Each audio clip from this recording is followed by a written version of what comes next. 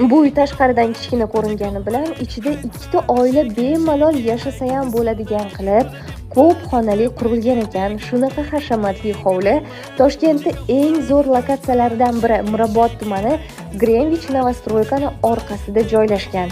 Egalari boshida aytilgan narxdan naqd $40,000 tushib berishyapti.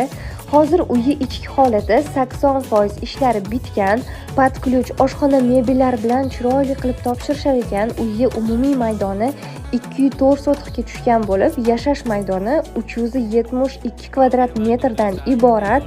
Ko'rib turganingizdek, 2 qavat, 3 ta uruvli qurilgan umumiy 9 ta xona, undan tashqari o'zini mana shunaqa orqa hovlilariga ham ega ekan. Endi uyimizni ikkinchi qavatini ko'rsatsam, mana shunaqa zinalar orqali chiqqanimizda uzun koridor va 4 ta yotoqxona joylashtirilgan ekan.